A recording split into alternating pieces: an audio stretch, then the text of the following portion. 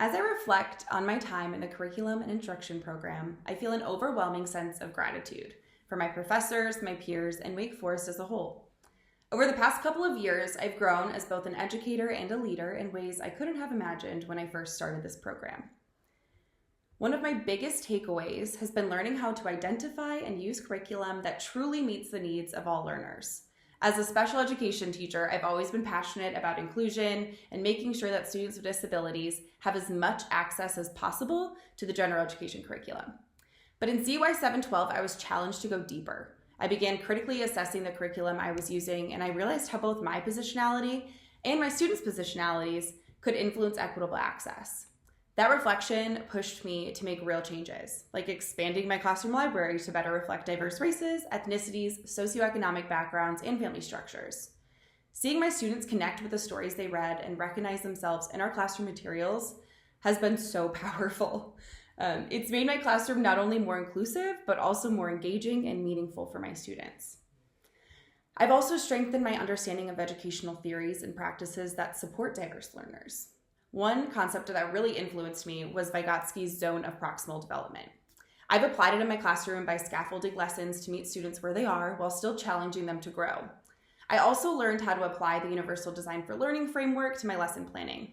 Offering multiple means of representation, engagement, and expression has made teaching more flexible and accessible for all students. Now my students can show mastery in different ways. So I use oral presentations, visual projects, and digital tools. That shift has improved both student engagement and academic outcomes, especially for students who once struggled to access grade level material. So I also included that in my professional development as well for my Capstone project. So I have seen teachers, general education teachers, implementing that in their classrooms as well.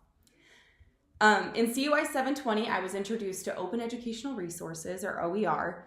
These quickly became part of my daily instruction, and I've seen firsthand how they can boost both independence and engagement. One of my favorite OER tools is Classroom Screen. I use it to build visual schedules, set timers, and even embed QR codes and videos to make materials more accessible. This one tool has helped my students become more independent while also keeping them engaged and on task. I love this thing. It is one of my favorites. And that same course also deepened my understanding of UDL, and I was especially influenced by Rail's work on UDL practices and how they expand inclusivity for a wide range of learners. As a special education teacher, this framework has become central to how I approach lesson design and instructional practices. This program also helped me grow into a stronger leader. Through courses and projects, I developed skills in assessment, organization, and managing diverse and inclusive learning environments. My Capstone project is one example. I designed and led a professional development session for general education teachers on supporting students with disabilities who display challenging behaviors.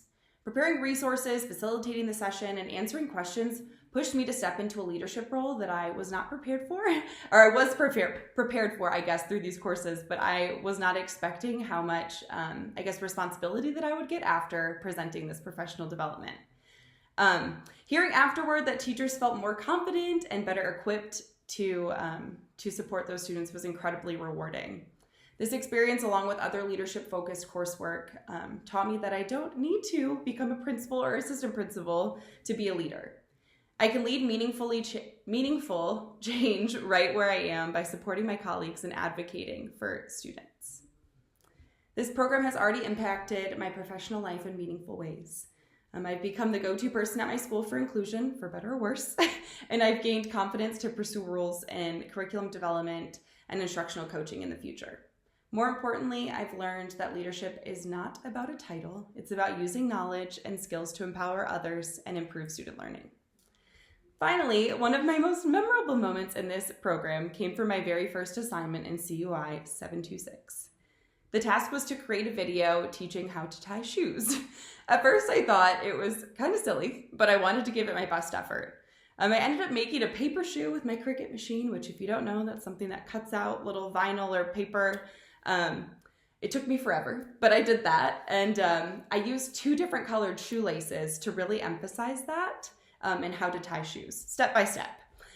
That assignment stuck with me for 2 reasons. First, I actually started teaching my students how to tie their shoes, and to this day, we still use that same paper shoe in my classroom.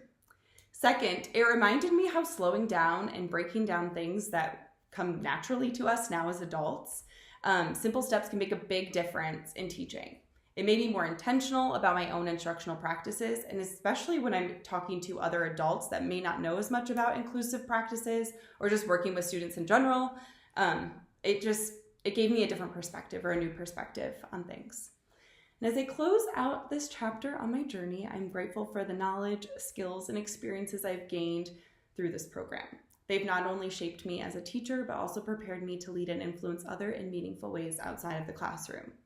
Looking ahead, I feel confident that the skills and knowledge I've gained in this program will continue to guide me as I grow as an educator, support my colleagues, and advocate for inclusive practices that benefit every student. Thank you.